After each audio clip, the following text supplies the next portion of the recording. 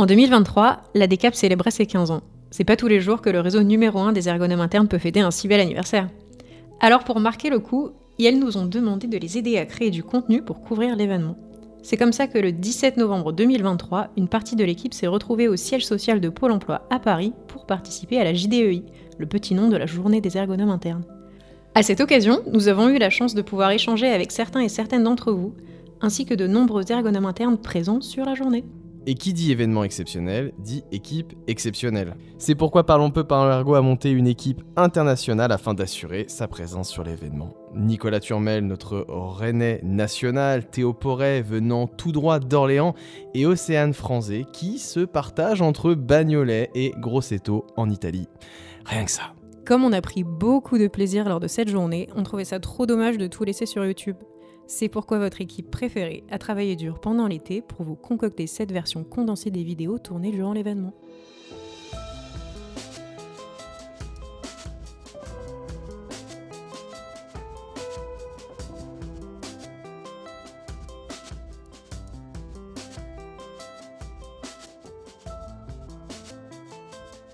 Avant de rentrer dans le vif du sujet, il faut qu'on vous explique un peu ce qu'est la DECAP. Alors, la DECAP, c'est l'association des ergonomes des collectivités, administrations publiques et entreprises. Et elle a été créée en 2008, soit la même année que la victoire de l'Espagne à l'Euro, les JO de Pékin ou alors même l'élection de Barack Obama. Coïncidence ? Je ne crois pas. Tous les chemins mènent à la DECAP. Reprenons. Créée en 2008, l'association a pour but de promouvoir les rencontres et les échanges sur le profil d'ergonome interne, que ce soit dans les entreprises, mais aussi dans les collectivités, les administrations ou même dans les associations. Les membres de l'association se réunissent pour parler des conditions d'exercice du métier, de leur cursus et de leur parcours, leur positionnement, la diversité des enjeux, bref, toute une ribambelle de sujets qui préoccupent les ergonomes internes dans la spécificité de leur pratique. Mais finalement, rien de mieux que de laisser ses membres en parler. Malgré la difficulté de l'exercice, plusieurs adhérents et adhérentes se sont prêtés au jeu. Nous avons donc tendu notre micro à Opal Guaites, Benjamin Matagne, Manon Lelièvre, Gaël Didier et Antoine Eisenbeis.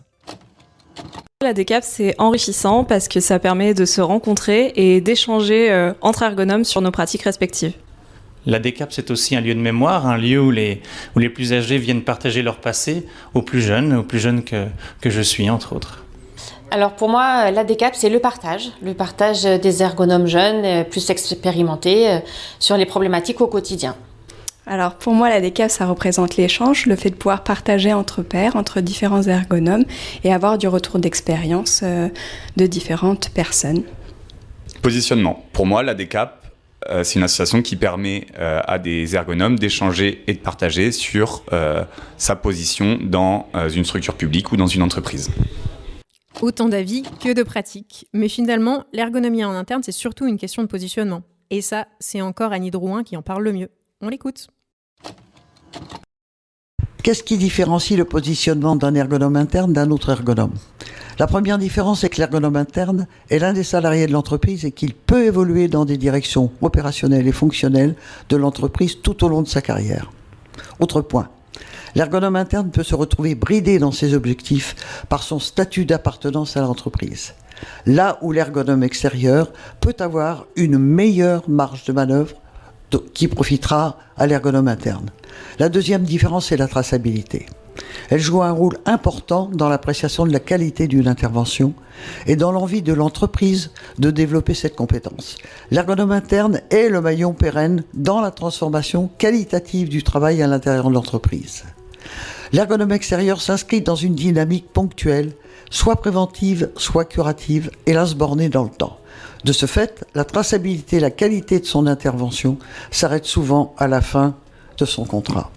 Pour les auditeurs et auditrices qui pensaient que l'on parlerait de comment bien se positionner sur une chaise, c'est raté. Mais restez jusqu'à la fin, on ne sait jamais.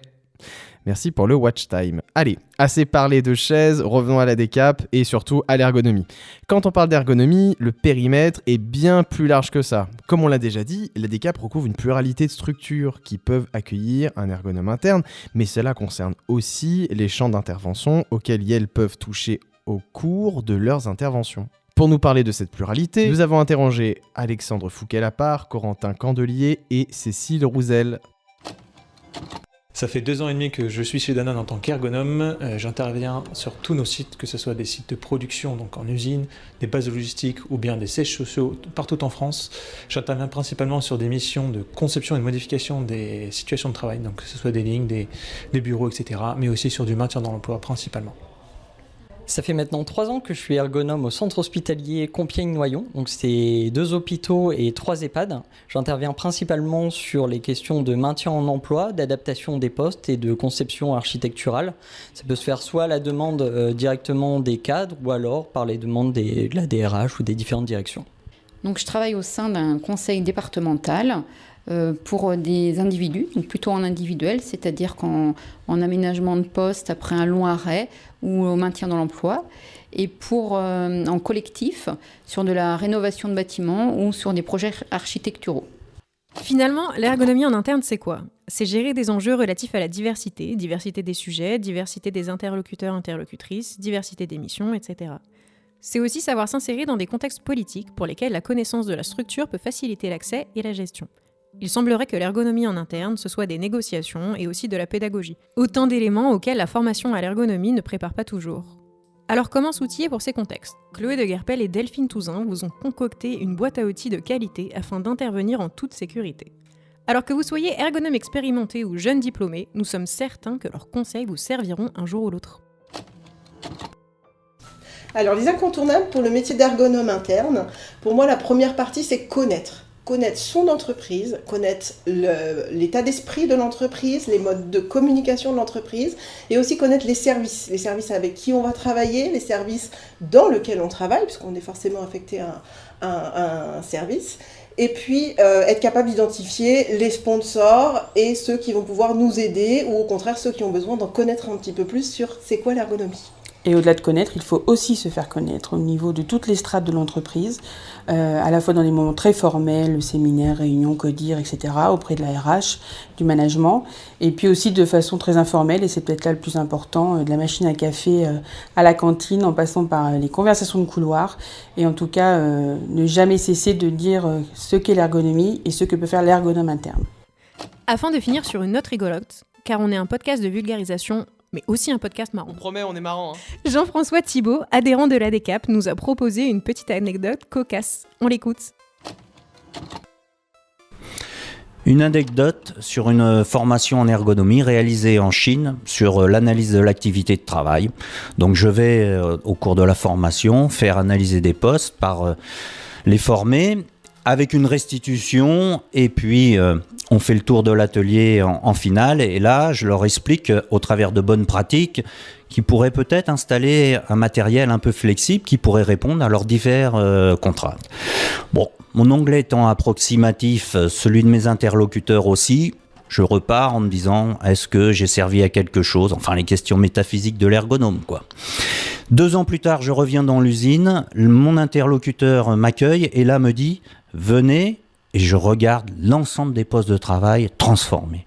Et là, je me dis, toi, l'ergonome, tourne 7 fois la langue dans ta bouche avant de parler. Maintenant que vous savez presque tout de cette JDEI organisée par l'ADCAP, nous n'avons plus qu'à vous inviter à découvrir plus en profondeur cette association et pourquoi pas y adhérer. Enfin, sans oublier de s'abonner à Parlons peu, Parlons ergo, bien entendu. Encore merci, auditeurs et auditrices, de nous avoir suivis pour cet épisode un peu spécial. Et un grand merci à l'ADCAP de nous avoir accueillis lors de cet événement. Si cet épisode vous a plu, n'hésitez pas à mettre un petit j'aime sur YouTube ou sur les plateformes de streaming. Cela nous aide énormément. Afin de rester connectés, suivez nos actualités sur LinkedIn et Instagram. Vous pouvez également nous soutenir via Patreon, notre plateforme de financement participatif.